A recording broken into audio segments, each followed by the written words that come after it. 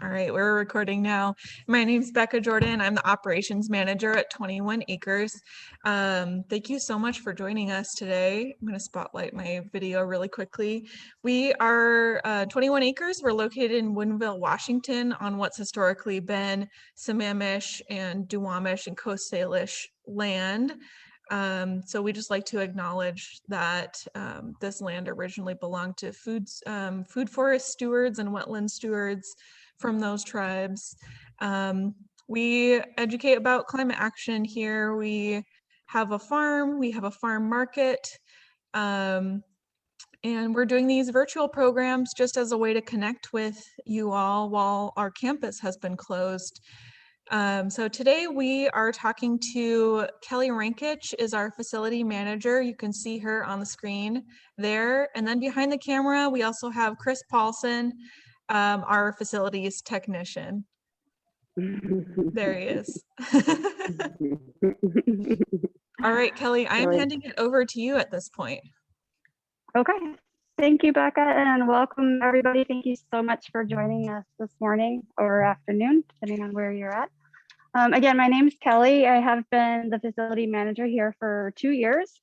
Chris has been with me for 2 years as well. So we just had our 2-year anniversary. And I'm a little bit new to doing this building tour. So if you don't mind, I'm going to use some notes. And sometimes we have some technology challenges or we might cut in or out. So Becca's going to assist us and let us know if the signal ever drops. So just have some patience if you don't mind. So again, we're a nonprofit organization. We're the Center for Local Food and Sustainable Living, and we lease on 20 acres. The front 3 acres right here contains our 12,000 square foot LEED Platinum certified building. And as Beth mentioned, the building has a farm market that's open 4 days a week right now in the summer. We have an education kitchen, event spaces, a library for when we're open to the public. Again, people can come and borrow books and DVDs. And then the back 18 is our farm. So back there we have wetland restoration projects. We have fun things like goats, and right now we have some pigs out there. We have beehives and a local beekeeper that assists us with them. And then we have organic certified production fields where we are growing food as well. And the principle that we practice here at 21 Acres is called agroecology, which is a whole systems approach to farming and food production. And so part of agroecology is the application of which help build and rebuild and maintain healthy soils and sequester carbon in the soils, because mission here at 21 Acres is to inspire action to solve climate change by learning as a community to grow, eat, and live sustainably. So a little bit about our, well, I should tell you that I decided on a theme for this tour, which was not advertised in advance, but I really want to talk about certifications and kind of focus on the different types of certifications that are out there and talk about like why do we care? Why do people get certified? Why do we go through the effort to do so? So LEED is put on by the US Green Building Council, and it stands for Leadership in Energy and Environmental Design. Chris wants to focus on our plaque right here. We are a LEED Platinum certified building, with Platinum being the highest level that they award. The other levels are, one is just being called certified, and then there is silver and gold. Becca sent out in advance how we achieved our LEED Platinum points. And so if you had an opportunity to print that out, and if you see things that I talk about on the tour that helped get us points, you can do a little check mark next to them. Eventually I'm going to call it game to see how many things that you can find. And so go and screen share that #1 LEED scorecard, Becca. Yeah, I'll screen share. You've got it up there. Your audio is cutting in and out, and I'm seeing a notice on Chris's screen that says your network bandwidth is low. I can go ahead and screen share. Perhaps you guys want to Okay. move to a different location. Okay. All right. I'm carrying the hotspot.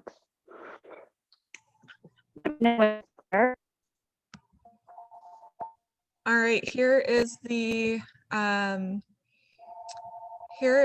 our certification. So Scorecard. yeah, this is our scorecard. So what did I these can numbers? go ahead and talk about it if you can hear me okay. Yes, I can hear.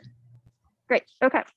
Yeah, so you'll find as I talk about certifications, a lot of them are similar in kind of the categories where you can earn points. So at the time that we achieved our LEED certification, it was what was called version 2.2. And you can see there was a sustainable sites category, a water efficiency category, energy and atmosphere, materials and resources, and indoor environmental quality, which is about air quality and human health. And then innovation is a whole nother concept. So you'll see that in other certification programs as well. They all kind of follow a similar pattern. And so we achieved certification for things such as being close to alternative forms of transportation, even having bike racks, and places for employees to shower after they bike to work. So you can, it's not just about energy efficiency and water efficiency, which I think people are mostly familiar with. And then Becca, I would like to talk about Built Green certification, which is a certification we have out here in Washington for residential homes. So if you could show what I called number 2A for Built Green, and then ask you in advance to get down to row 201 on the spreadsheet in your screen share.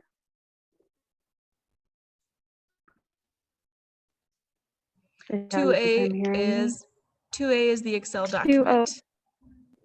yes, yes. Great. So LEED does have a residential certification program. I wanted to talk about some of the other options that are available for residential homeowners, and talk about what I call, or what are called prescriptive pathways and perform pathways. So are you at row 201? Can you hear me okay, Becca?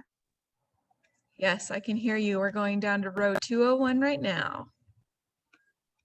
Okay, so I'm having her navigate you to see what's the water. Okay, yeah, I'm okay. Water conservation. Water, it talks about the performance pathway. And at the bottom it talks, and then down below it talks about the prescriptive pathway.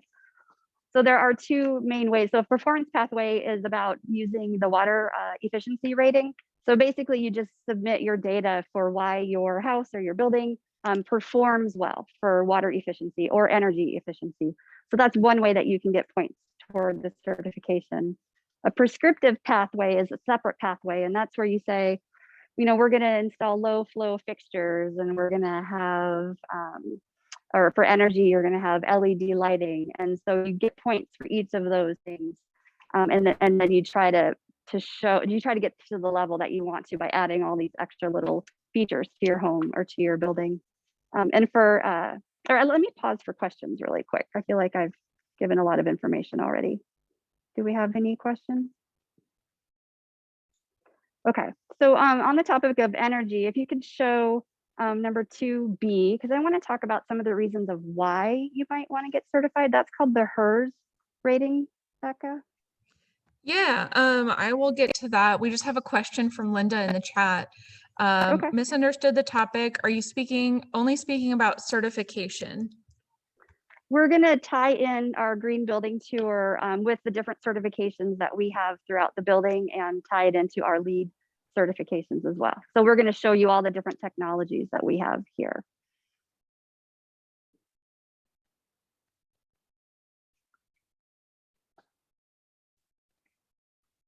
And then on the for the HERS rating, this is about some of the whys.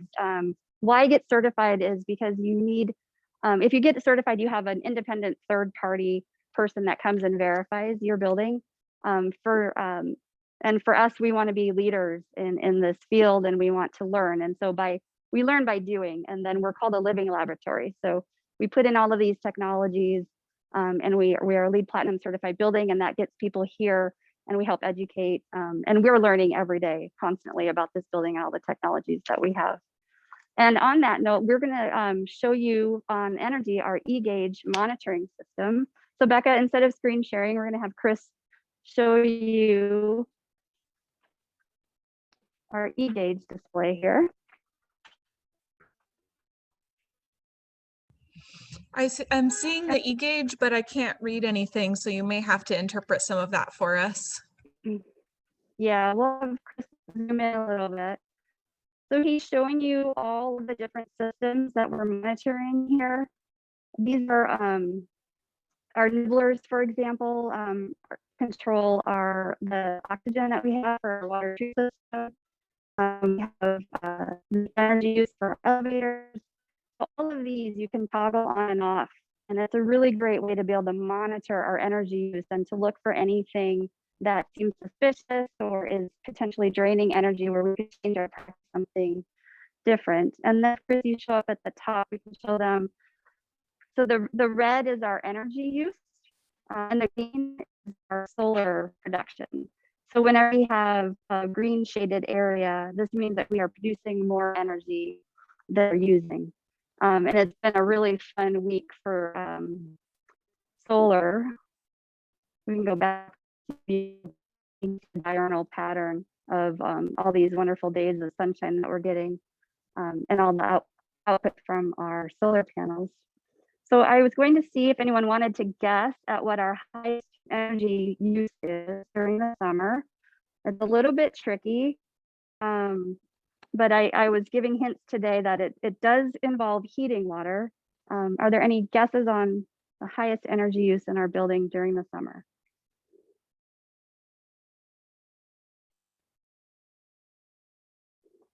And if not, I will go ahead and show you. So currently, in the winter, the building heat is the highest energy use, and during the summer, it's our dishwasher. So when we start up our dishwasher, it has a booster, and it uses quite a bit of energy just at kind of a spontaneous burst to get that temperature up to dishes. Is there any questions about e-gauge? Kelly, you're cutting in and out, but I heard that our highest energy use is the dishwasher because it requires a high amount of heated water. Is that correct? That's correct. Yeah, and in the winter, our highest energy use is our building heating system. And I was wondering if we had any questions before we move on from e-gauge. No? Okay. I wanted to take you up to show you our solar panels and our living roof. So Becca, why don't we skip? I was going to have her show you another building certification, which is called the Living Building Challenge. And I'm just going to give her a chance to put that on screen share because Chris and I are going to drop signal. So it's another certification program. That's number 4. We'll skip number 3. Right before you go into the elevator, we've got another question. Aren't we supposed to use the dishwasher to save water? That's a great question. I've heard a lot of different things about what uses more water, hand washing or dishwashing. Do you know about that? Oh, I do. I've done a lot of research on it. Yes. And you are supposed to use dishwashers, both to save water and to save energy. So, everything we do is still going to use energy. And, even though our building heat is our highest energy use during the winter, it's still an incredibly efficient source of heat for our building. So just because our dishwasher uses that spike of energy doesn't mean it's still not the best way to wash dishes. So yeah, the traditional way of the 3, at least in a commercial space, having the 3 basins uses quite a bit of water, and then you're constantly changing that out. And the use of water and the heat to do that every time is not as efficient as using a dishwasher. So that was a great question.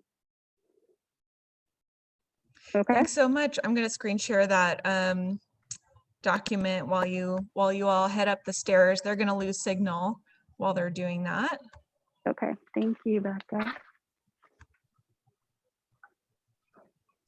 This is another type of certification that's kind of an alternative.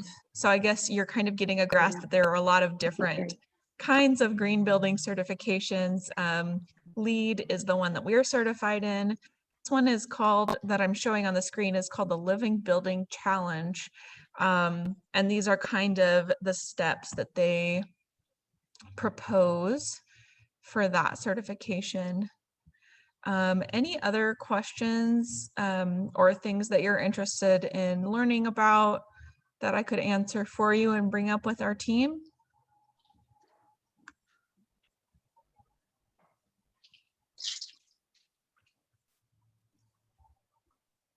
Let us know when we're back.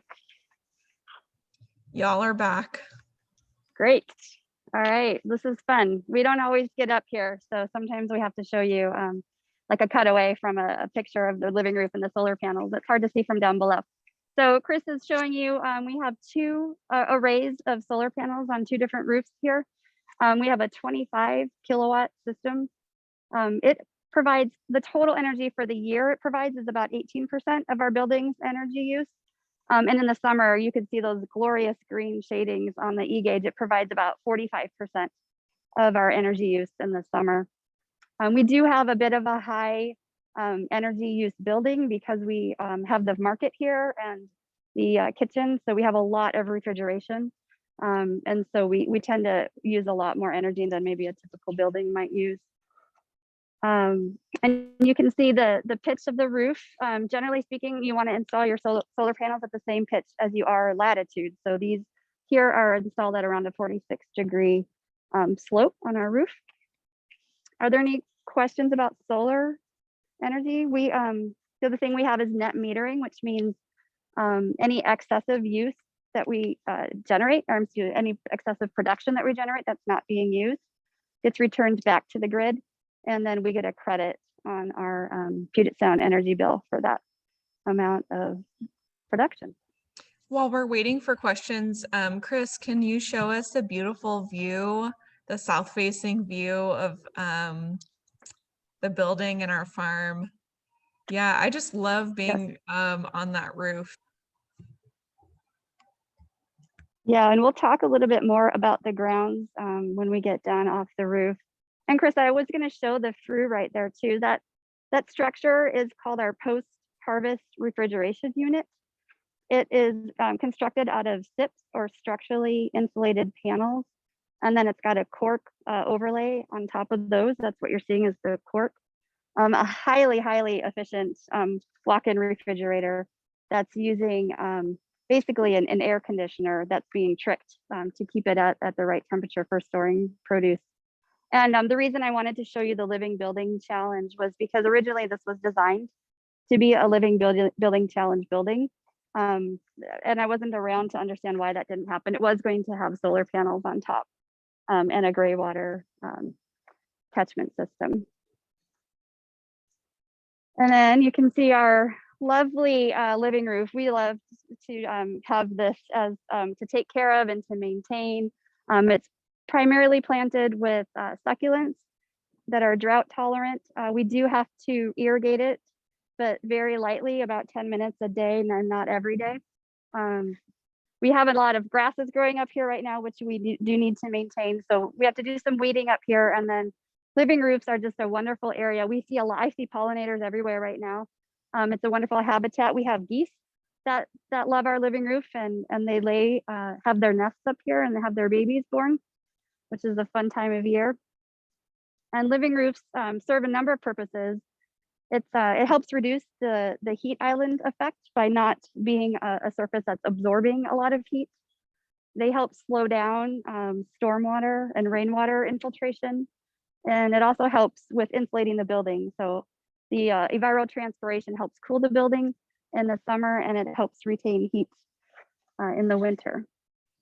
So we have two of these sloped roofs. These are called extensive roofs, which require some extra maintenance and some extra thought when you're installing them. And then if you can see down below, that flat roof over there, that's called an intensive roof that can bear a little heavier of a load. And we have two of these flat roofs. One of them we've used to plant for herbs and things to use in the kitchen. Do we have any questions about the living roof? Yeah, we've got a couple questions coming through about solar, and then we have a question about gray water as well. Questions about solar. Do you advise getting a backup battery for our solar panels? And then the other question is, do we clean our solar panels? Which I think are great questions. Oh my gosh, I love both of those. So yes, I'm currently actually designing my own built green home right now, which is one reason I brought that up. And I'm desperately trying to decide what I want to use for backup power for my home, in terms of like a power outage source. And my goal is to use solar panels with a battery system to provide what I need at home. Here at 21 Acres, we don't have that battery system for our solar panels, but we do really, really want to do something. Chris and I spent a lot of time talking about how we can capitalize and have this stay on site with the battery. So yes, if you can do it economically, I talked to our solar guy and he said that the Tesla batteries are actually a pretty economical choice on the market right now. Then they're still quite expensive. So does that answer that question?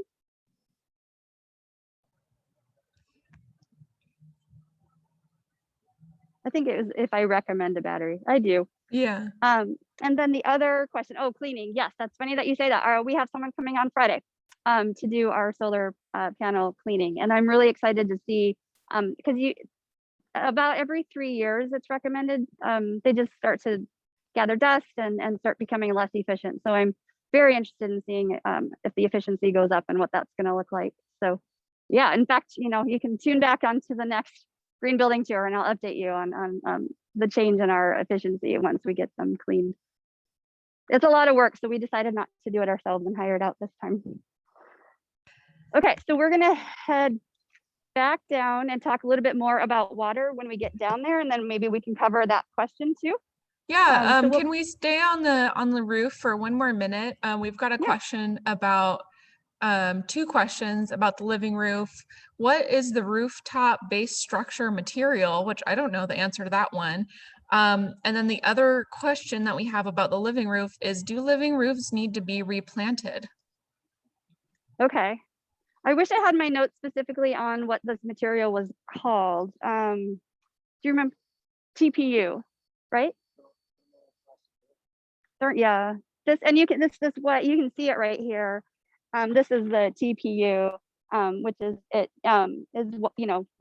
waterproof and keeps the building from, we actually have not had any issues at all with our living roof and any leaks. I shouldn't say that out loud. So but yeah, so there's like a steel metal decking underneath, and this TPU membrane, that's the word I was looking for, membrane that's on top of that. And then I could go into great detail about the living roof structure itself. The metal that you see is called Permalock. And then within there, Chris, can you see this? You can show the Celtec. What's that?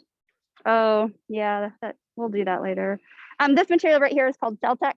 And they're little cells that are filled with substrate, specifically designed to be light, the substrate for the living roof. And then those are each planted with succulents. And yes, we do what we did this year, or last summer, I should say, is we have a landscape person, Jess, and she looked at what was thriving up here in terms of which varieties of succulents. And then we started removing the ones that weren't thriving or doing the weeding, and then replanting with succulents that we thought were going to do a little better up here. Okay. Great. We've got a couple more questions. I'm sorry if I'm missing your question. They're kind of coming through. Mohammed is asking, any special calculation for roof structure material to carry the green roof? You probably don't have those notes on you right now. I don't, but absolutely. It requires a structural engineer to design the roof for a living roof system. So yeah, it's not something that you can just easily put on an existing structure. It requires some extra planning and foresight for sure. And there was more? That's it for now. I'm ready to go downstairs if you are. Okay, yeah. So I don't know if you have something you want to chat about, if we're going to lose signal.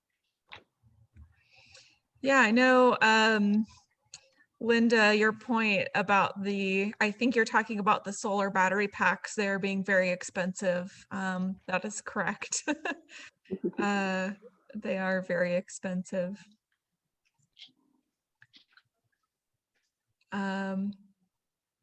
For a commercial building, it probably makes a lot of sense. For a homeowner, there might be some other factors that are involved there if you're making that decision. Generator. We do have a generator in the building, but actually not 100% of our energy is run by solar. So we're on the power grid as well. And then we have a generator in case the power goes out. I can't remember the percentage of what energy we're generating from the solar panels, Oh, Kelly. I can tell you. Yeah, go ahead. Oh, I just had remembered like 70% in the summertime. It's 18% annually and 45% in the summertime. Oh, 45. Yeah. Someone was asking if it was advisable to get a generator. Yes. Yeah, and I can tell you, like I said, I'm trying to evaluate that for my own home. So I'm trying to look at like what are my critical systems, and how long, how much is their energy draw? How long do I want to maintain them? If a zombie apocalypse happens, what do I really care about? So, like I said, I would like to try to keep it as a solar panel with a battery, as my backup power source. But here we have refrigeration systems and lots of food. Our toilets, we really need to keep the power running for our composting toilet fans, which hopefully we'll get to talk about a little bit more. So generators around here are definitely necessary. So we're out here on our lobby. We're going to talk about some of these features that we see out here, but we're going to give Chris a chance to talk about all things water related to our campus. So Becca, do you want to go ahead and mute me and unmute?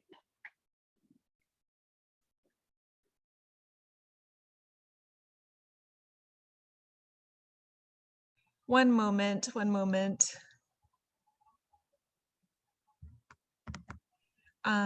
So I've asked to unmute. Hello? Okay, Hello. there you are. Great. Hi, I'm Chris. I'm the facilities technician here at 21 Acres, and want to take a brief moment to talk about our water system here. We have, and we'll show you these later on if there's time, our bathrooms here are serviced by composting toilets. So very, very, very low water usage waste system, or sanitary waste systems here. But all of our stormwater and sewage systems here, we don't have a sewage hookup or a stormwater hookup to this facility. As you can imagine, that was a doozy to propose to whoever signs off on buildings getting built.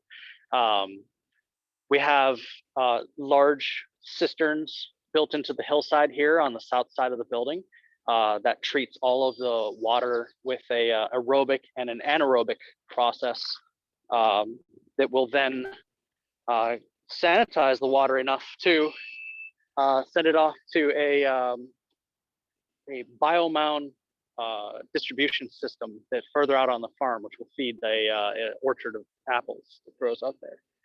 So that low hum you hear from these 3 metal canisters are air pumps forcing air to the bottom of these large cisterns, and they aerate that water so that bacteria can gobble up all the harmful nutrients, or not nutrients, but like harmful pathogens, and equalize nutrients in such a way that you can feed it to plants without harming them. And also all of our stormwater is collected, it goes through the living roof system that we were just on and comes down through that system, drains through the hillside, as well as these this entire patio here is made out of permeable pavers. So any water that lands on this property works its way back down into the native water table and rejuvenating the well that we use for our agriculture system eventually. It will take many hundreds of years to get down to the level that we draw from currently. So yeah, that's our water system here. If there's any questions about that, I'd be happy to field them if I'm able.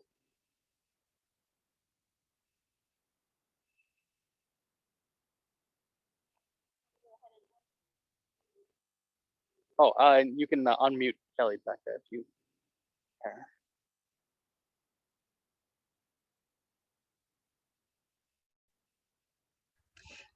Question, Kelly, I've just asked you to unmute. Question about, are we on well water or city water? We are on city water, but there is a well as well, right, Kelly?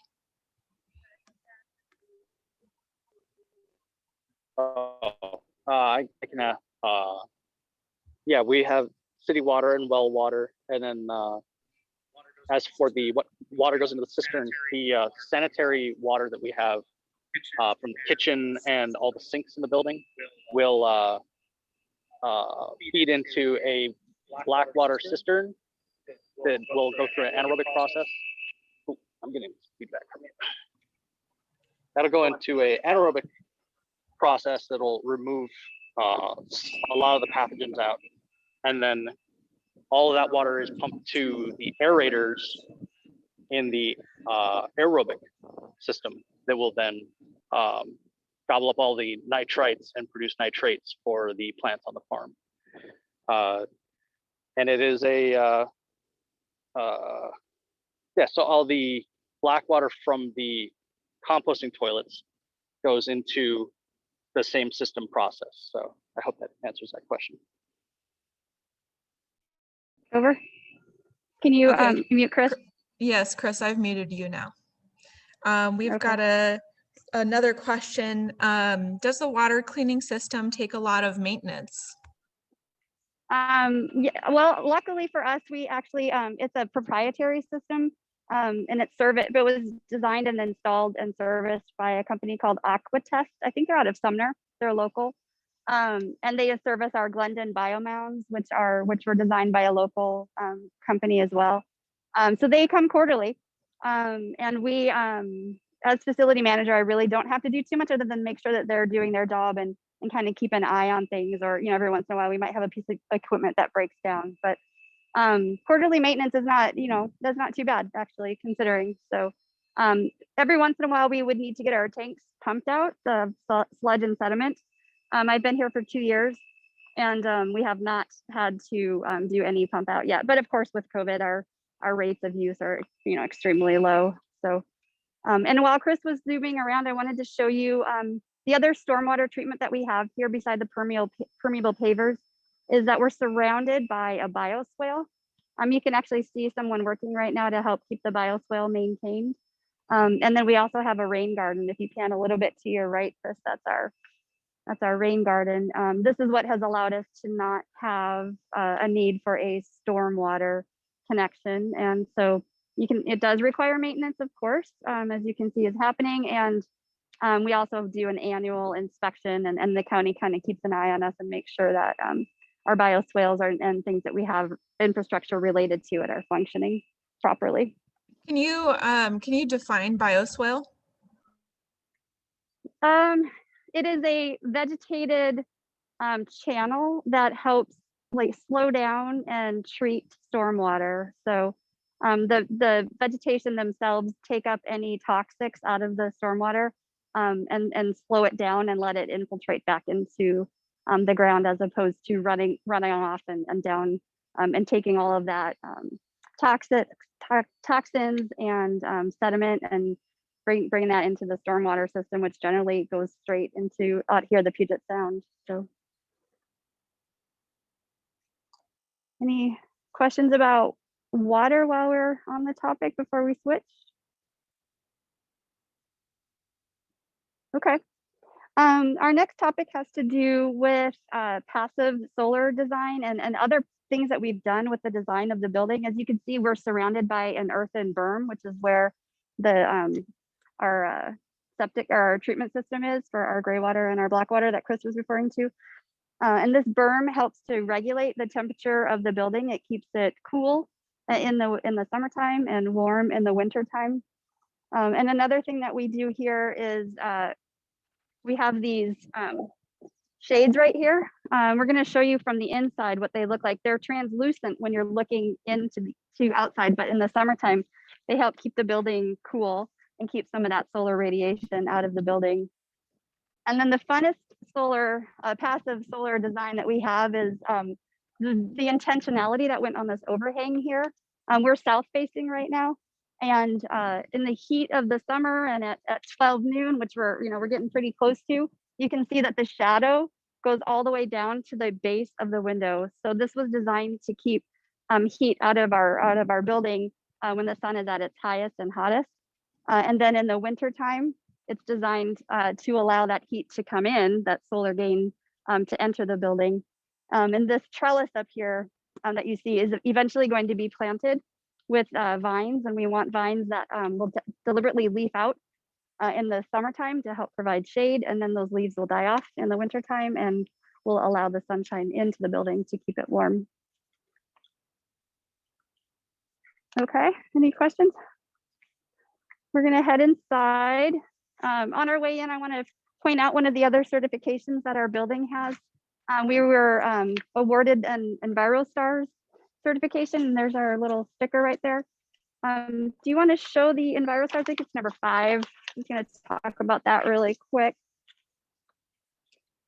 It's a way for a business to, again, with third-party verification, show that they are practicing sustainable practices. And Envirostars program is very similar, where it's about water use and energy use and recycling. Envirostars is very focused on hazardous materials and making sure that you're properly storing and disposing of them. So for me, I only look for Envirostars businesses for dry cleaning.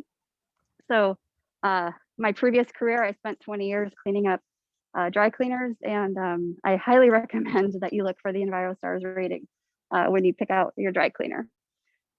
And on page 2 of that, if you're screen sharing, page 2 of that shows you some of the categories that you can get points in for Envirostars. We just got our Envirostars certification last year. Can you talk a little bit about that? Yeah, so my former coworker, Barry, is the one that helped gather all the data to submit to the Envirostars program. But what that achieved for us was there were some businesses that had specific requirements that they could only do business with an Envirostars rated business. So it became important for us for a number of reasons. And so we submitted data about all of these technologies around here, our water use and energy use. They were just blown away by everything that we're doing here. And then they sent somebody out here to verify, and I gave her a tour, and we got the highest rating that they have. I'm forgetting what it is. I forgot the name of it, but we were awarded their highest rating and given like a little spotlight. So we got some PR, which is great too. Isn't it like Envirostars champion? That sounds right. That sounds right. Yeah. Thank you, Becca. Okay. We're gonna head inside. You can stop screen sharing and we'll show them our, actually, what's that? Oh, Chris is pointing out that right now you can see what these screens look like from the inside and how translucent they are. Where you saw from the outside, they were just white, totally opaque. Anything that you can do to control windows with shades or, ventilation and opening and closing windows can help reduce energy in our homes. So we're gonna head to the meter with Rebecca. I don't know, are we gonna get you? We are. Okay. Let me know if we lose signal in here. Okay, this is Becca. So you're standing in, well, I guess this is the media room. I forgot, the Great Hall. This is what we call, this is the Great Hall. You can see that we have very high ceilings in here with what we call clear story windows. These allow a lot of natural light, which just creates a really nice environment for employees to work in. Another part of LEED certification is that create healthy buildings, whether it's with non-toxics or with natural lighting to make employees and people that use the spaces more comfortable. We also have in here light sensors. So, the motion sensor right there. It'll first say, is anybody in our building? Does it need to be lit? And then we have a second sensor, that's the light sensor. And so if it does see somebody and it senses motion, it will then look to see if we need to light the room. So as you can see, even though we're in here right now, there's plenty of natural lighting, and so our light systems are not coming on. And anything you can do to automate your energy use can greatly make your home more sustainable. I'm going to talk a little bit about our building materials. You still hear me? Okay. Our walls are constructed out of what's called ICF, or insulated concrete forms. These are 2 layers of recycled content. And then the rebar gets placed inside of these slots here, and the concrete gets poured in between these. And so it reduces the load and also provides insulation at the same time. And we also have this, so these are our second floor. Our bottom floor are constructed with apex blocks, which are very similar in concept, a use of styrofoam and a reduction in concrete. We saved about 17,000 pounds of styrofoam from going into the landfill by using these for our building. And Beck, I was going to talk a little bit about one more certification. It's called an environmental product declaration. So if you could show number 6, the EPD. As you're looking for materials, a really great tool is understanding the life cycle assessment of your. So I'm having Becca show you the EPD, that's for concrete, and this gives you an idea. And it's the cradle to grave, or cradle to grave entire consequences of the product that you're using. So it's about the manufacturing, the extraction, the manufacturing, the transportation, and the use and the ultimate disposal. Anytime you can find a product with an environmental product declaration, it really gives you some insight into that entire embodied carbon or embodied energy of that building material. There are other ones such as the health product declaration and the declare label are a couple things that you can look out for as you're if you're looking for building materials. Are there questions on our lighting systems or our wall systems? No? Should we head to the kitchen? Oh, our skylights. We could talk about our skylights too. Our skylights are constructed with Caldwell. These were provided by a local company. Didn't keep all my notes on that. Sorry, let me find. So they're just highly insulated. So a typical window would have an insulation rating or an R value of 1 to 2. Caldwell skylights are rated up to an R20, and you can see they still allow. So not only do they provide like a high insulation value as if they were a wall, but they allow a lot of light into the building. How are we doing on time, Becca? Okay. We are going to head to our kitchen area.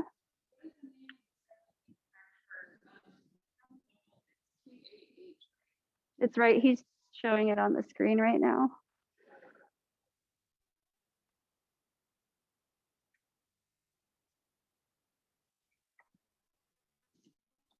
Okay. I think we'll have time to show you our kitchen area and talk about get on to our mechanical room.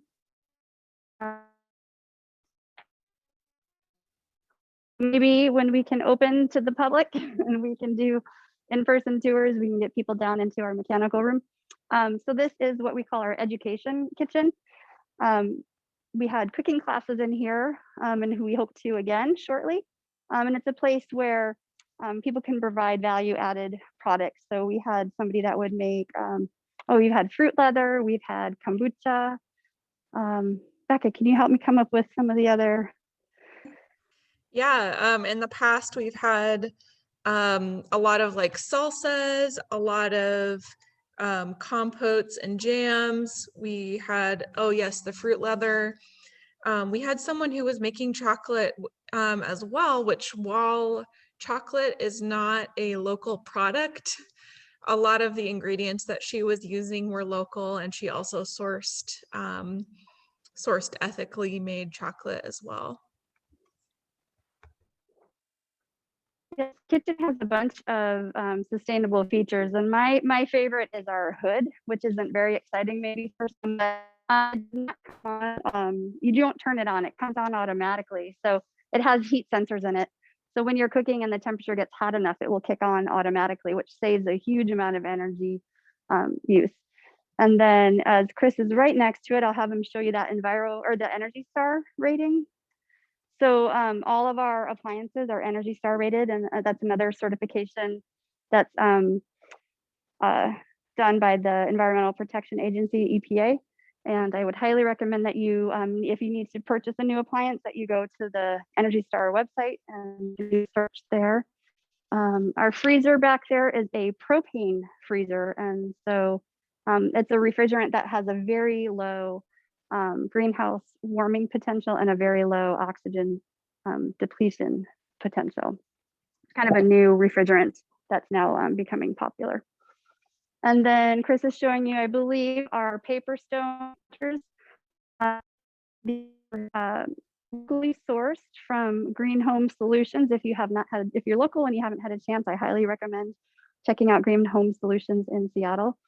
The paper stone counters are made out of recycled paper and hazelnut resin. And I'm told that they're very easy to work with, super easy to cut on site. And then we do some work with sanding them every once in a while when they start to get a little scratched up. Now below that is our bamboo paneling. Bamboo is a highly renewable resource. It grows fast. And I'm actually planning on installing bamboo floors in my home.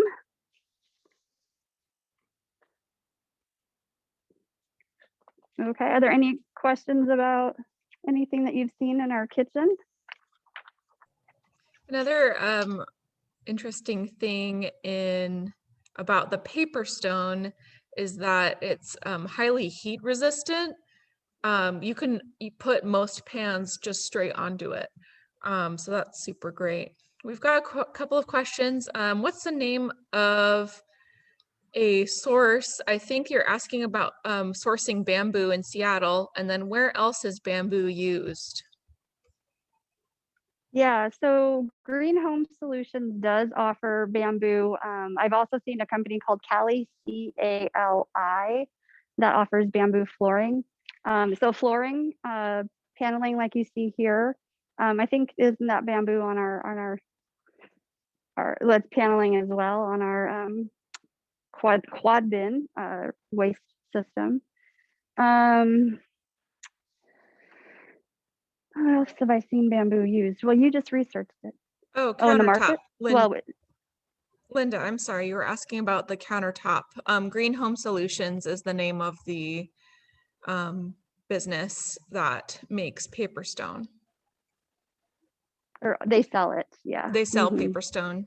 And do They they have sell a paper stone. storefront? They do. It's wonderful. In fact, even their website is really wonderful. Yeah, I feel like it's I can really trust them to have vetted out their products. So with my own home building, I just feel like anything on, you might go and you only get 3 or 4 options, but you know that they've all been well vetted out. So paper stone is there, bamboo flooring is there, marmoleum is another sustainable product to use for flooring that they offer. Yeah, if you can get there to check them out, they are a great resource for sure in the local area. Another thing to talk about while we're in the kitchen is locally sourced food. The more local that you can purchase your food, the less transportation and the less greenhouse gas emissions and your impact on global warming is greatly reduced. So we definitely support locally sourced food here. Our market that we have downstairs, which is open Wednesday through Saturday, we have about 70 different farmers that contribute products, whether it's produce. We have eggs and dairy and value added products like those jams and all those things that we were talking about. Honey. Honey is a great resource. We try to promote things like honey instead of sugar. And we encourage you to come and check out our market for sure. And reducing food waste. So we try very hard to not have excessive food waste here. So anything that's in the market that doesn't sell, that's going to go bad, we perk it to the employees or we donate it to a food bank. We also have a deli here. So if we can, we turn that food into soups and other offerings in our deli. And we have an on-site composting system. So we do our own food waste composting here as well. And are we getting, okay, so we only have about 5 minutes. I was hoping to do the poll if we have time about certifications and if there's any that you learned about today that you might try to incorporate or use in your lives if you're going to buy an appliance or build a home or remodel or shop for, shop a new business. Yeah, I'm going to pull that poll up. We've got a question from Stuart. Are you thinking of ceiling fans for the high ceilings? Oh, specifically here in 21 acres? No, in fact, it was actually part of the original building design. If you guys don't mind me saying this, it was actually called a big ass fan. So I seen plans for the building where they did have this ventilation system. But no, we have operable windows. That was an important part of the design that helps with the ventilation. And then we have an on-demand ventilation system that pulls in air. Our ventilation tubes, I wish we could show them, are, they're as wide as this. We have 2 of them pulling in fresh air from the outside. And our ventilation system does not kick on until the carbon dioxide level sensors in the room rise to the rates that we ask the system to kick on. It's called an on-demand ventilation system, but we don't intend to install ceiling fans here. No. And a lot of the passive cooling techniques that you were talking about, like the screens, really do keep the building pretty cool. In the middle of the summer, it gets a little toasty, but other than that, it's been pretty cool. I think with heavy kitchen use, it gets a little hot. Yeah. So this is another poll that I've just pulled up on the screen. If you could take a couple of seconds to answer. I'm curious if you all are interested in any of the certifications that we talked about today. And we didn't, I don't think we talked about Salmon Safe was one of the things we haven't. Yeah, I could. Right, I forgot to say, because we're in the heart of Woodinville here, which they call Napa Valley of Washington. So, and we at 21 Acres are a salmon safe facility, but I also highly value salmon safe wineries. So there's a certification that I look for when I shop for wine. And there's other ones as well, like one is called Live, but that's a little bit harder to achieve. It's a little easier to find somebody with a salmon safe certification. And I think I also didn't get a chance to cover the EPA. So for green cleaning products, there's a number of databases that are available out there, but the EPA safer choice is the option that I choose to go to when I'm looking for a cleaning product, and then I can feel comfortable that it's been properly researched and vetted out when I select it. Did I cover them all then, Becca? LEED, Energy Star, Envirostar, HERS rating, salmon safe, EPA. Yes. Yeah. I think that's everything. Yeah.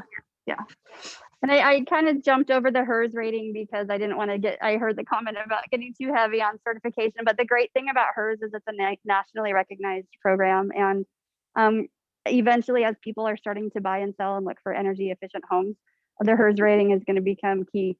It'll add a lot of value to your home when you go to sell, if you have an energy efficient home that you can prove with something like a HERS rating. Okay. Any other questions? Yeah, we've got some poll results. We've got 2 folks who are interested in LEED or Built Green, and then 1 each for Energy Star, Envirostar, and EPA Safer Choice.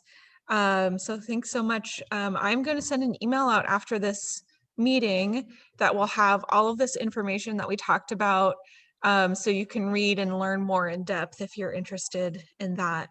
One more question in the chat. We probably just have time for one or two more. What type of cooker or oven is used in the kitchen? That's a great question, and something we're really trying to move toward. I've been promoting wanting to. We have natural gas right now, and we're trying to get to not having combustibles in the building. So we would like to replace them and electrify the building completely. We do have these burners that are called induction burners. They're little portable units. So induction cooking is a wonderful way to go because you don't lose that energy loss that you get when you burn natural gas and then have to heat the pan. Like 70% of the energy is lost in that transfer. So induction cooking heats the pan directly. And man, you can boil water in an instant. So yes, eventually we would like to upgrade our appliances here and not have natural gas ovens and stoves. Yeah, all of our, I want to say our appliances, our stovetop and our convection oven are all secondhand. They were given away by kitchens who weren't using them anymore.